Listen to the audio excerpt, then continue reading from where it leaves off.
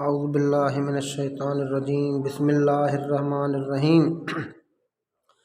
इक़रा बिस्मि रब्बिकल्लज़ी खलक़ खलक़ल इंसान मिन अलक़ सदक़ल्लाहुल अलीयुल अज़ीम। मोहतरम स्टूडेंट्स अस्सलामु अलैकुम। अॼु हिकु दफ़ो ॿीहर वरी तव्हांजे साम्हूं क्लास 9th जी बायोलॉजी जंहिंमें असां चैप्टर 1 फर्स्ट चैप्टर जो लेक्चर नंबर 2 पढ़ंदासीं। लास्ट डे ते असां डिस्कस कईसीं इंट्रोडक्शन ऑफ बायोलॉजी ते, बायोलॉजी छा थींदी आहे, उहा छा जी ब्रांच आहे, उन में असां छा जे बारे में पढ़ंदा आहियूं, बायोलॉजी वर्ड जो मतिलबु छा आहे, इहा टोटल डिस्कस असां फर्स्ट चैप्टर में कईसीं। अॼु असां डिस्कस कंदासीं सेकंड असांजो लेक्चर आहे जंहिंमें असां divisions and branches of biology जे मुताबिक़ डिस्कस थींदी। सभ खां पहिरियां असां डिविजन्स ऑफ बायोलॉजी पढ़ंदासीं त बायोलॉजी जूं डिविजन्स केतिरियूं आहिनि, हिनखे केतिरनि डिविजन्स में विरायो वियो आहे। ज़ाहिर डिविजन्स माना उन जूं ईअं सम्झो त मेन ब्रांचिस जंहिंखे चवंदा आहियूं, डिविजन्स चओ या मेन ब्रांचिस चओ, ॻाल्हि साॻी आहे। सिंपली असां डिवीजन खे डिवीजन या मेन ब्रांच चऊं, ॻाल्हि साॻी आहे, बोथ आर सेम। हाणे बायोलॉजी पाण हिकिड़ी वॾी ब्रांच आहे साइंस जी, हिकिड़ी वॾी शाख आहे, हिकिड़ी ईअं सम्झो त मेन ब्रांच आहे मेडिकल साइंस जी, नेचुरल साइंस जी। त उनखे वरी मेन 3 ब्रांचिस में विरहायो वियो आहे, यानी it has been divided into 3 divisions. The biology has been divided into 3 divisions। 3 divisions चऊं या 3 main branches चऊं, both are same।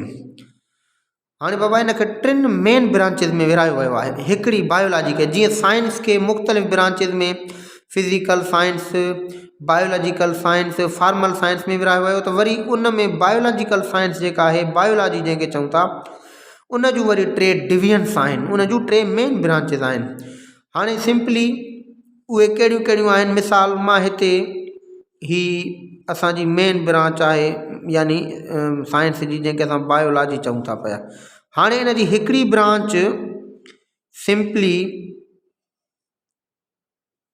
ही ब्रांच आहे जंहिंखे असां ज़ूलॉजी चऊं था पिया।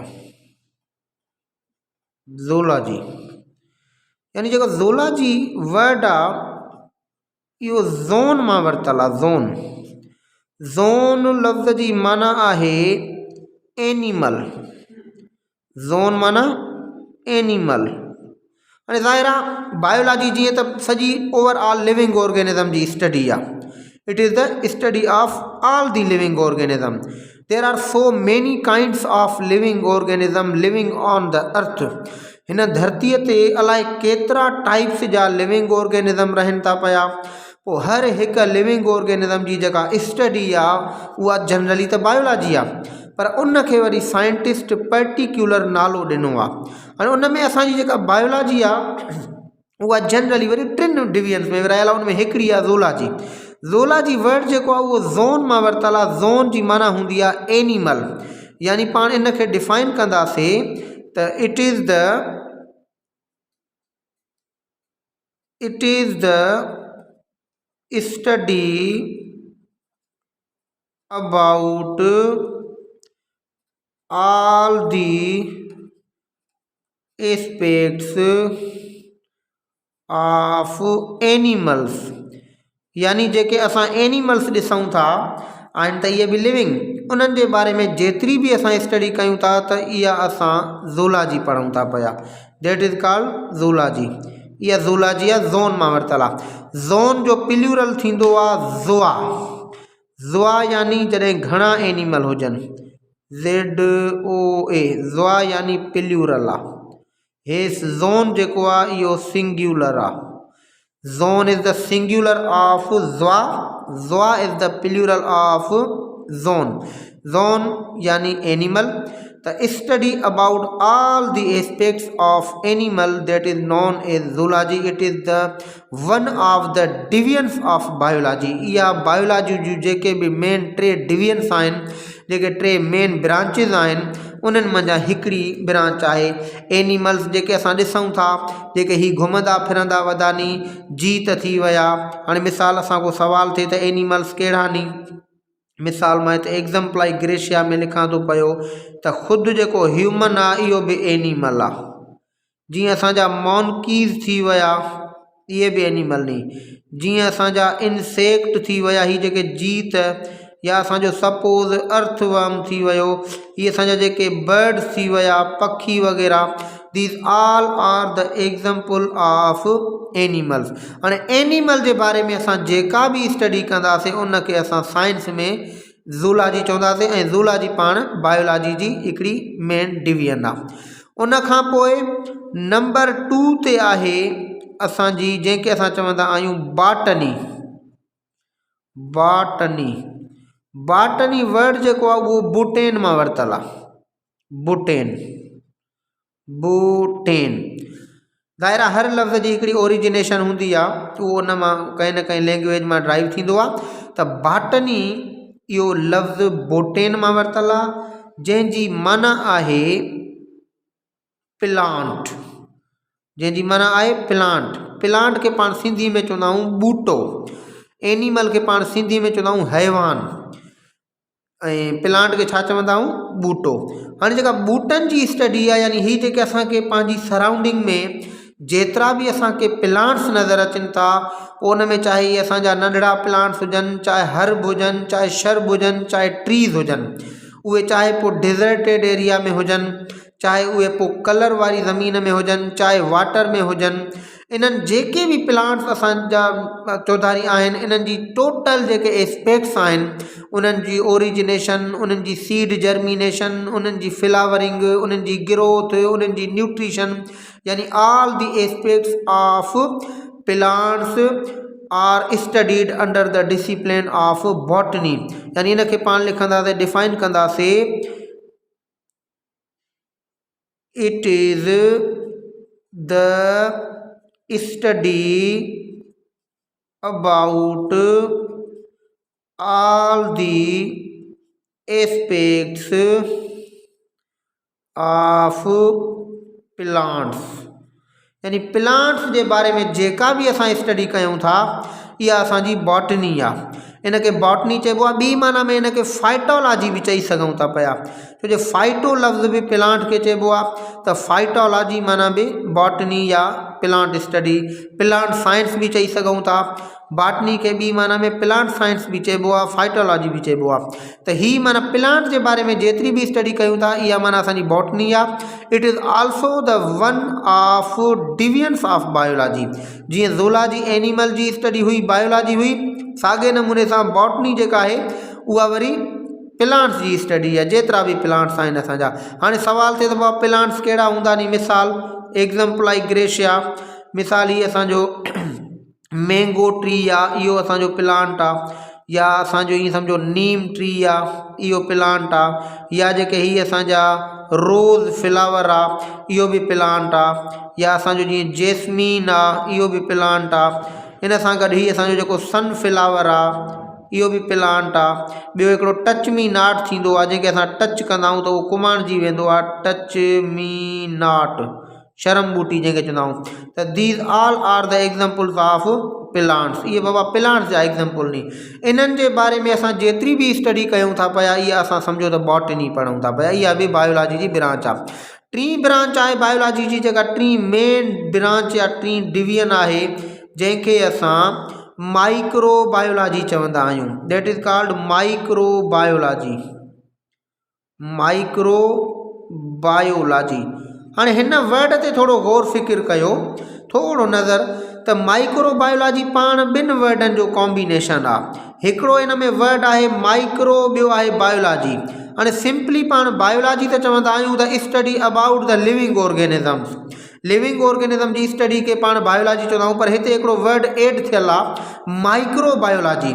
माइक्रोवर्ड जी माना हूंदी आहे वेरी स्मॉलर, यानी ॾाढा नंढड़ा जेके टाइनीएस्ट ऑर्गेनिज़म्स आहिनि, यानी एतिरा नंढड़ा जंहिंखे असां पंहिंजनि हिननि अखियुनि सां खुलियल अखियुनि सां नथा ॾिसी सघूं, यानी without the addition of any instrument, को बि इंस्ट्रूमेंट असां यूज़ न कयूं अखियुनि ते, उन सां ख़ाली अखियुनि सां असां न ॾिसी सघूं, उन्हनि खे पाण माइक्रो ऑर्गेनिज़म्स चवंदा आहियूं।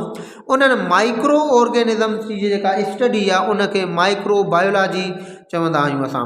माइक्रो ऑर्गेनिज़म्स यानी कहिड़ा हूंदा, उन्हनि खे पाण चवंदासीं those organisms which can not be seen with our necked I but they can be seen with the help of microscope. उन्हनि खे तव्हां माइक्रोस्कोप जी मदद सां ॾिसी सघो था, पर पंहिंजनि इन्हनि ख़ाली अखियुनि सां नथा ॾिसी सघो। अहिड़ा बि लिविंग ऑर्गेनिज़म हिन धरतीअ ते मौजूदु आहिनि, असांजी बॉडी में नी, इन्हनि प्लांट्स में नी, इन्हनि वाटर्स जे माना बॉडीज़ में नी, इन्हनि माउंटेन्स में नी, धरती में नी, मिट्टी में नी, नालियुनि में नी, हर जॻह ते रहनि था पिया इहे माइक्रो ऑर्गेनिज़म्स नी। इन्हनि जी जेका स्टडी आहे इहो वरी बायोलॉजी जी हिकिड़ी अलॻि कैटेगरी ठाहे थी पई, जंहिंखे असां माइक्रो बायोलॉजी चवंदा आहियूं। इन खे पाण डिफाइन कंदासीं माइक्रो बायोलॉजी खे, यानी the study about all the aspects of microorganisms। Microorganisms जे बारे में जॾहिं असां खां सवाल थींदो which are microorganism, how they can be defined, उन्हनि खे असां कीअं डिफाइन करे सघूं था, त माइक्रो ऑर्गेनिज़म जी डेफिनेशन मां हिते लिखी छॾियां थो, ख़बर हुजणु घुरिजे त माइक्रो ऑर्गेनिज़म छाखे चइबो आहे, उनजो मां मिसाल बि ॿुधायां थो। यानी पाण लिखंदासीं those organisms which can not be seen with our naked eyes. Naked eye बाबा इन ख़ाली अखियुनि सां नथा ॾिसी सघूं, त पोइ कीअं ॾिसंदासीं, they can be seen with microscope.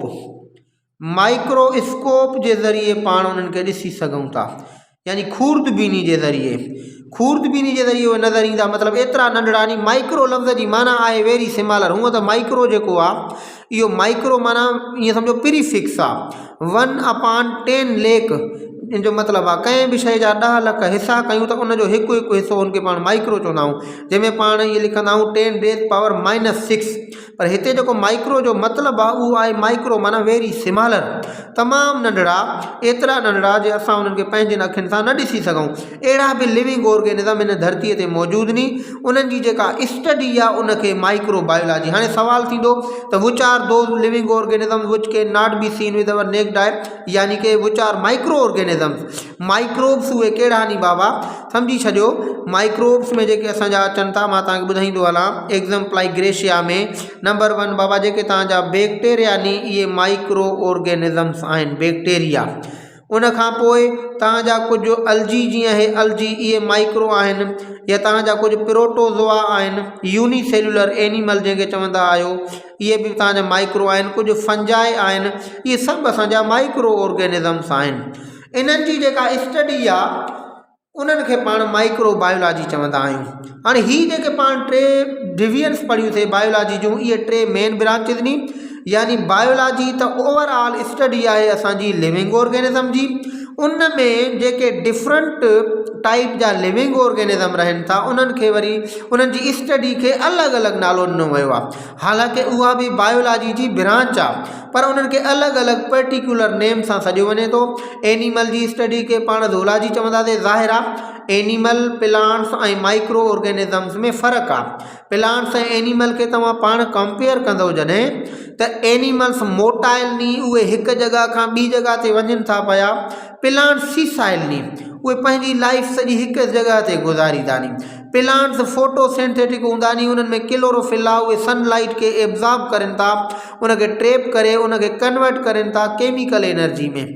Animals वटि इहा सलाहियत न आहे, दे आर हेट्रोट्राफ। त कुझु डिफरेंसिस आहिनि, सेल्यूलर लेवल ते बि आहिनि। एनिमल सेल खे सेल वाल न हूंदी आहे, प्लांट सेल खे सेल वाल हूंदी आहे। अहिड़े तरीक़े सां वैक्यूल्स जो फ़र्क़ु आहे। उनखां पोइ लाइसोसोम जो, माना इहे डिफरेंसिस आहिनि जेके पाण इंशाअल्लाह अॻिते सेल चैप्टर में पढ़ंदासीं। पर सिंपली मां तव्हांखे ॿुधायां त इन्हनि ॿिन्हिनि में डिफरेंस आहे, त ॿिन्हिनि जी स्टडी बि अलॻि अलॻि थी वेंदी। हिननि जी स्टडी ज़ूलॉजी थी वेंदी, हिननि जी स्टडी बॉटनी थी वेंदी। हिननि माइक्रो ऑर्गेनिज़म्स जी जेके माइक्रोब्स नी तमामु नंढड़ा, जेके तव्हां माइक्रोस्कोप जे ज़रिए ॾिसी सघो था। ॾिसो असांजो कॉन्टेक्ट जेको आहे हिननि माइक्रो ऑर्गेनिज़म सां आहे, जीअं प्लांट सां आहे त माइक्रो ऑर्गेनिज़म सां बि आहे। सपोज पंहिंजे माउथ में एॾा सारा बैक्टीरिया था रहनि, तक़रीबन 700 स्पीशीज़ बैक्टीरिया जूं पंहिंजे माउथ में रहनि थियूं। तक़रीबन पंहिंजे इंटेस्टाइन में 1000 स्पीशीज़ ऑफ बैक्टीरिया लिविंग उहे रहनि था पिया। उन सां गॾु के पाण खे डिज़ीज़ कॉज़िंग बैक्टीरिया हूंदा नी, जीअं ट्यूबरक्लोसिस थी वई, निमोनिया थी वई, डिप्थेरिया थी वई या टेटनस थी वई, इहे जा टाइफी साल्मोनीला जेका टाइफाइड फीवर आहे, त इहे बैक्टीरिया पाण सां गॾु अटैचमेंट में आहिनि। इहे बि माइक्रो ऑर्गेनिज़म्स आहिनि। फंजाई जा जेके स्पोर थींदा नी, इहे बि माइक्रो ऑर्गेनिज़म्स आहिनि। इवन तव्हांखे ॿुधायां त वायरसिस जेके नी खणी उहे कंप्लीट लिविंग ऑर्गेनिज़म्स न आहिनि, पर उन्हनि खे बि तव्हां माइक्रो बायोलॉजी में स्टडी करे सघो था। या तव्हांजा हीअ जेके प्रोटोज़ोआ नी, सिंपल एनिमल जंहिंमें तव्हांजी एमोबा अची वई, पैरामेशम अची वई, यूग्लिना अची वई, इहे सभु इहे प्रोटोज़ोआ नी, इहे बि तव्हांजा माइक्रो बायोलॉजी में थींदा। अलजी या अलजी जा जेके सेल्स वग़ैरह, अलजी जी स्टडी बि पाण माइक्रो बायोलॉजी में जनरली पढ़ंदा आहियूं। त इहे टे मेन डिवीजन्स आहिनि बायोलॉजी जूं। इन खां पोइ यानी बायोलॉजी जूं वरी ॿियूं हिकिड़ियूं ब्रांचिस आहिनि। हे थी वियूं टे डिवीजन्स। हाणे इन खां पोइ ॿियूं वरी कुझु बायोलॉजी जूं ब्रांचिस आहिनि बाबा, ब्रांचिस ऑफ बायोलॉजी। हाणे पाण ब्रांचिस जे बारे में डिस्कस कंदासीं। Branches of biology. हाणे जेके ब्रांचिस नी शाखूं, ये there are so many branches of biology. उनखे पाण स्टेप बाय स्टेप यानी डिस्कस कंदा हलंदासीं। उन में जेका पहिरें नंबर ते बायोलॉजी जी ब्रांच आहे, उनखे असां मॉर्फोलॉजी चवंदा आहियूं। Morphology, morphology. हाणे जेको मॉर्फोलॉजी, लॉगस मीन्स स्टडी आहे। मॉर्फ वर्ड जी माना आहे फार्म। मॉर्फ, मॉर्फ माना फार्म। फार्म चइबो आहे माना जेको उनजो एक्सटर्नल अपीरेंस आहे, उनजो जेको ज़ाहिर आहे, जेके उनजा एक्सटर्नल कैरेक्टर्स आहिनि, जंहिंखे माना सूरत चऊं पाण ॿी माना में। लॉगस मीन्स स्टडी आहे। त मॉर्फोलॉजी खे पाण चवंदासीं। हाणे हिकिड़ी शइ सम्झी छॾियो, तव्हां जेकॾहिं ब्रांचिस खे यादि करणु चाहियो था त उन में कुझु शयूं हर ब्रांच में साॻियूं साॻियूं असां पढ़णियूं पवंदियूं नी। मां हिकिड़ी ब्रांच जी डेफिनेशन पूरी लिखंदुमि, पोइ अॻिते जेके बि ब्रांचिस हूंदियूं उन में उहा जेका मेन शइ चेंज करणी आहे उहा चेंज कंदासीं, बाक़ी शइ सेम रहंदी। मिसाल हाणे मॉर्फोलॉजी खे जेकॾहिं मां डिफाइन कयां त ज़ाहिर आहे इन खे पाण सिंपली लिखंदासीं, it is the branch of biology. It is the branch of biology that deals with the study of external structural characteristics। बाबा ॾिसो, लिविंग ऑर्गेनिज़म जा यानी कैरेक्टरिस्टिक्स हूंदा नी, पाण उन्हनि खे ॾिसी करे सम्झी वेंदा आहियूं त ही ॿिली आहे, ही कूओ आहे, ही मोर आहे, ही कुतो आहे, ही माण्हू आहे, ही मोनकी आहे, ही वण आहे, ही मतिलबु ज़ाहिर ॻाल्हि आहे जेको बि तव्हां लिविंग ऑर्गेनिज़म खणंदव त उन्हनि खे तव्हां ॾिसण सां सम्झी वेंदा त इन जा मतिलबु इहो नालो छा आहे या इनखे असां कीअं सुञाणियूं था, यानी छाजे ज़रिए इहो आइडेंटिफाई कयो वञे थो। त इहे ॾिसण सां जेके सम्झी वञूं इहे उन्हनि जा एक्सटर्नल कैरेक्टर्स हूंदा नी। हिकिड़ा हूंदा नी इंटरनल कैरेक्टर्स, हिकिड़ा हूंदा नी एक्सटर्नल कैरेक्टर्स। इंटरनल कैरेक्टर्स माना जेके बॉडी जे अंदरि हूंदा नी। एक्सटर्नल कैरेक्टर्स माना जेके ॿाहिरियां हूंदा नी। मिसाल पाण जेकॾहिं ह्यूमन बींग जे बारे में डिस्कस कयूं त ॾिसो पंहिंजा जेके अंदरियां कैरेक्टर नी, मिसाल पंहिंजी हर्ट आहे, पाण खे लिवर आहे, पाण खे स्टमक आहे, पाण खे इंटेस्टाइन नी, पाण खे लंग्स नी, ज़ाहिर ॻाल्हि आहे रिब्स नी, इहे पंहिंजा इंटरनल कैरेक्टर्स नी। एक्सटर्नल कैरेक्टर्स में जेकॾहिं ॻाल्हाइजे त ह्यूमन बींग में सपोज़ 2 अखियूं आहिनि, हिकिड़ो नोज़ आहे, 2 कन नी, उनजी स्किन जो कलर आहे, उनखे स्किन ते हेयर्स नी, मथे ते वार नी, त इहे एक्सटर्नल कैरेक्टर नी। मिसाल बकरी जी ॻाल्हि कयूं त ॾिसो उनखे 2 सिंग नी, उनखे वॾा कन नी, उनखे पुछ आहे, उनखे जिस्म ते वार नी, these are the external character. त इहे जेके एक्सटर्नल कैरेक्टर्स नी, इन्हनि जी जेका स्टडी आहे दैट इज़ कॉल्ड मार्फोलॉजी, यानी पाण इनखे डिफाइन कंदासीं it is the branch of biology. ज़ाहिर ॻाल्हि आहे बायोलॉजी जी ब्रांच आहे, जेका जंहिंजी ब्रांच आहे उनखे उन में पढ़ंदासीं। That deals with the study of external structural character, यानी उहे ख़ासियतूं जेके उन जूं ॿाहिरियूं आहिनि। एक्सटर्नल माना एडजेक्टिव आहे, यानी आउटर, आउट जो, ॿाहिरियां जो, एक्सटर्न जो मतिलबु आहे त ॿाहिरियां। स्ट्रक्चरल, स्ट्रक्चर जो एडजेक्टिव आहे, यानी बनावटी, जेका उनजी बनावट आहे, जेके उनजी ॿाहिरियनि ख़ुशूसियतूं नी जेके नज़र थियूं अचनि, उन्हनि खे ॾिसी करे जेका पाण उन्हनि जो नालो रखूं था या उन्हनि खे आइडेंटिफाई कयूं था, ॿी माना में पाण इहा मार्फोलॉजी पढ़ूं था पिया। हाणे मिसाल मां हिन में हिकिड़ो एग्ज़ाम्पल लिखी छॾियां बाबा, त ख़बर त पए त मार्फोलॉजी कंहिंजी बि। सपोज़ असां गोट जी मार्फोलॉजी पढ़ूं था, गोट जी मार्फोलॉजी, त उनखे ॾिसो, यानी खोड़ सारा हेयर्स ऑन द स्किन, उनखे बॉडी ते, स्किन ते वार हूंदा नी खोड़ सारा, यानी उनजा 2 लार्जर ईयर्स चऊं या पाइना चऊं, हूंदियूं त 2 कन वॾा हूंदा अथसि, यानी उनखे 2 सिंग हूंदा नी, 2 हॉर्न्स, उनखे 4 लेग्स हूंदियूं नी। ठीकु आहे बाबा। ऐं उनजी स्किन ॾिसंदा त ख़ासि करे डिफरेंट कलर जी स्किन हूंदी आहे, डिफरेंट कलर, यानी रोन कलर या अछी पटापटी हूंदी आहे, डिफरेंट कलर्स ऑफ स्किन। मतिलबु चवण जो इहो आहे, इहे मां कुझु एग्ज़ाम्पल लिखिया नी एक्सटर्नल कैरेक्टर जा। त ॿाहिरियां जेके कैरेक्टर हूंदा कंहिं बि लिविंग ऑर्गेनिज़म जा, उन्हनि जी जेका पाण स्टडी कयूं था, इहा उन्हनि जी मार्फोलॉजी आहे। मिसाल तव्हां हिकिड़ी पैरामेशम ॾिसो था, तव्हां पैरामेशम जी साइज़ जी स्टडी कयो था, उनजो शेप कीअं आहे, उनजी बॉडी ते सीलिया नी, त माना इहा तव्हां मार्फोलॉजी पढ़ो था पिया।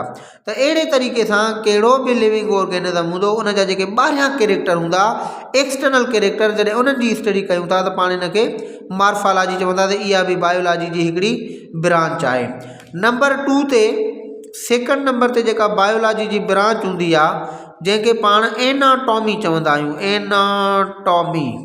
हाणे ज़ाहिर आहे हिन वर्ड खे जेकॾहिं टोड़ींदासीं त एना वर्ड जी माना हूंदी आहे अप, ऐं प्लस में टॉम वर्ड जी माना आहे टू कट।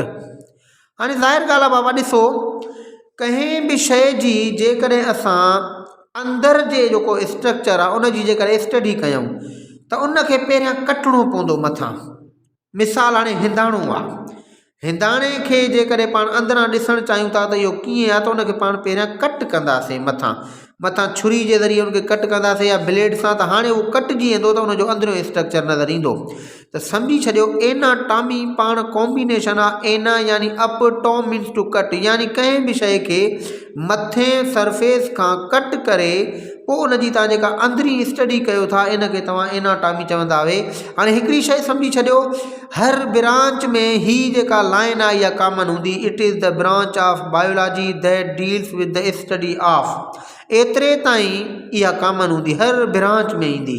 उन खां पोइ जेको ही अॻिते वारा वर्ड नी, इहे डिफरेंट असांखे लिखणा पवंदा। हाणे जेकॾहिं हिन जी असां डिफाइन कयूं था त असांखे it is the branch of biology that deals with the study of, इहो लिखण जी ज़रूरत न आहे। हाणे असां सिंपली लिखी सघूं था पिया, यानी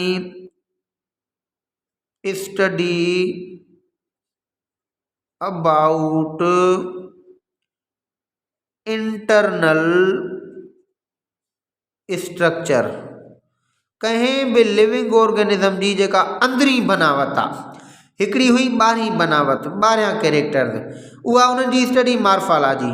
ॿी आहे अंदरी बनावट, जेको उनजो अंदरि आहे, उनखे कट कंदासीं पोइ उनजो अंदरि जी ख़बर पवंदी, त उनखे पाण चवंदा आहियूं एनाटॉमी, यानी इंटरनल स्ट्रक्चर जी स्टडी। ऐं इहो ज़रूरी आहे त जॾहिं अंदरि जी स्टडी कंदासीं त उनखे कट करिणो पवंदो, तंहिंजे करे साइंटिस्ट नालो बि हिन ब्रांच जो एनाटॉमी रखियो आहे। यानी सिंपली पाण खे डिफाइन कंदासीं, it is the branch of biology that deals with the study of external structural character या मार्फोलॉजी। एनाटॉमी में चवंदा it is the branch of biology that deals with the study of internal structural character, यानी जेके अंदरियां character. हाणे मिसाल वठो त suppose असां ह्यूमन बीइंग जी एनाटॉमी पढ़ूं था, यानी एग्जाम्पल आई ग्रेशिया, यानी एनाटॉमी ऑफ ह्यूमन बीइंग। इंसान जी जेकॾहिं असां एनाटॉमी पढ़ंदासीं न त पोइ सम्झी छॾियो उन में असां छा पढ़ंदा आहियूं। सपोज बाबा उनखे कट कयोसीं त उनजो जेको चेस्ट कैविटी आहे, चेस्ट कैविटी यानी ही असांजी जेका थोरेसिक कैविटी आहे, जंहिंमें असांजूं यानी रिब्स आहिनि, हिकु त इन में रिब्स आहिनि, उन सां गॾु इन में हार्ट आहे, दिलि आहे, इन सां गॾु इन में लंग्स आहिनि। ज़ाहिर ॻाल्हि, हाणे इन्हनि जी स्टडी तॾहिं थींदी जॾहिं असां इंसान खे कट कंदासीं मथां, तॾहिं असांखे हार्ट बि नज़र ईंदी, उनजी स्टडी कंदासीं। लंग्स जी बि स्टडी तॾहिं थींदी, रिब्स जी बि तॾहिं थींदी। या अञा मां ॿुधायांव त असांजी एब्डोमिनल कैविटी में लिवर आहे, या असांजो स्टमक आहे, सिधी ॻाल्हि आहे, या असांजो ईअं सम्झो त इंटेस्टाइन्स आहिनि, उन सां गॾु असांजो ब्रेन आहे। त इन्हनि जी जेका स्टडी आहे इहा सम्झो त एनाटॉमी आहे, छाकाणि त इहे जेके ऑर्गन्स आहिनि इहे अंदरि नी बॉडी खां ॿाहिरि न आहिनि। इहा माना पाण सिंपली वरी ॿुधाए छॾियां, it is the branch of biology that deals with the study about internal structure of living organism.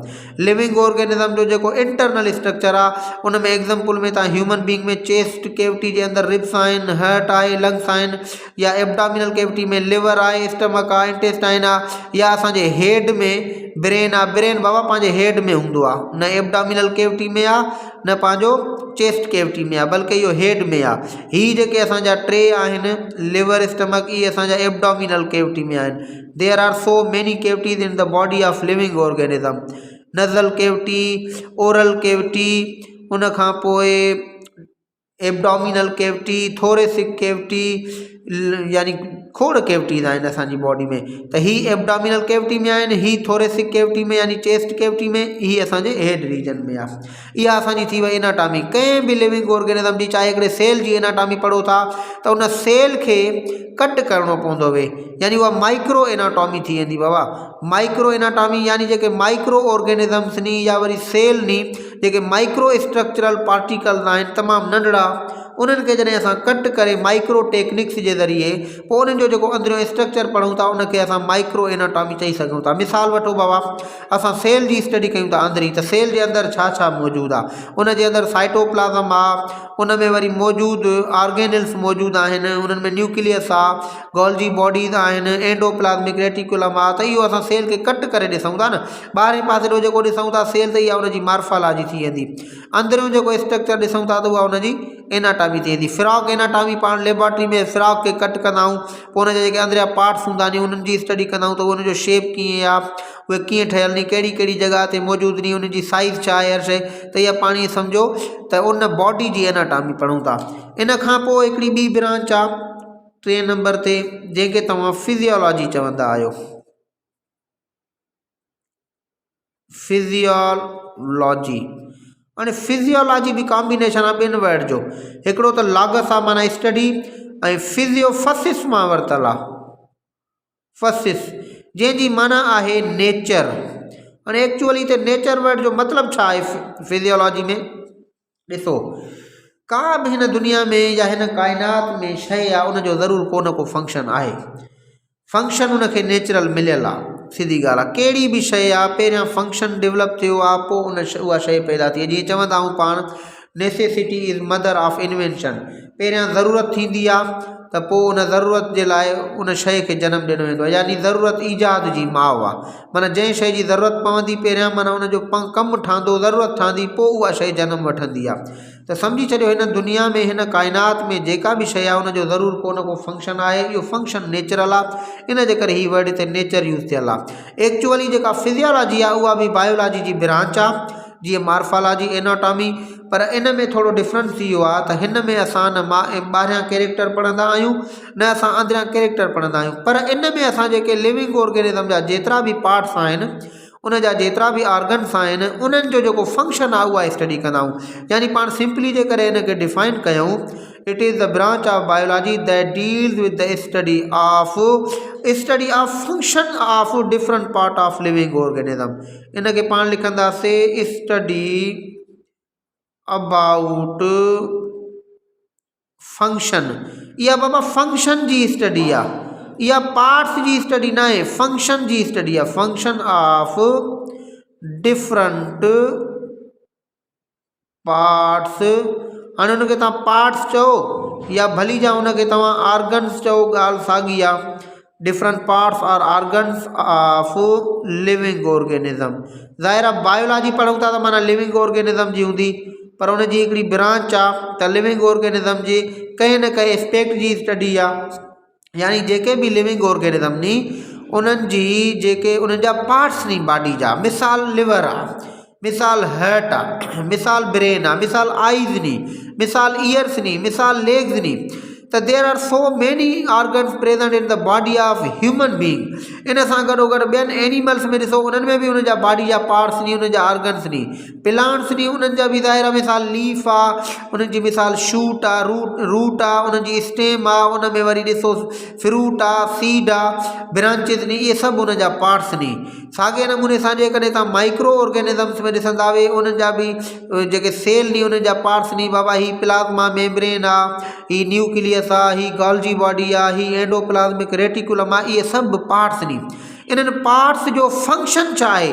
छाकाणि त मां हिते लिखियो आहे स्टडी अबाउट द फंक्शन, माना ही फंक्शन जी स्टडी आहे। यादि रखी छॾियो, it is the study about function. त सवाल थींदो छा जो फंक्शन?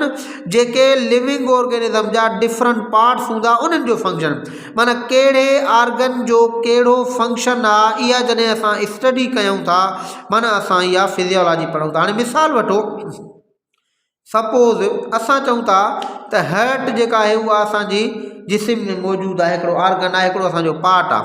हाणे ज़ाहिर आहे हिन जो को न को फंक्शन त आहे, यानी हार्ट बाबा पंपिंग ऑर्गन आहे। हार्ट छा कंदी आहे? इट पंप्स, इहा माना पंप कंदी आहे छाखे?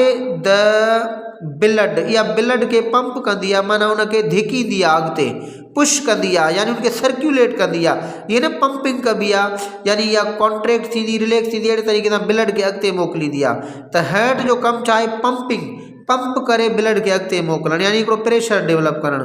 उन सां गॾु मिसाल मां तव्हांखे ॿुधायां त सपोज़ बाबा ब्रेन आहे। हाणे ब्रेन सम्झो त असांजी बॉडी खे कंट्रोल थो करे, यानी ये समझो तो इट इज़ द कोऑर्डिनेटर और control centre of all the activities of the living organism, यानी it controls all the activities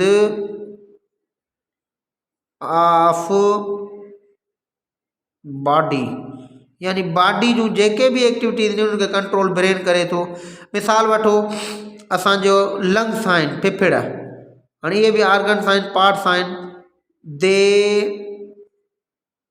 exchange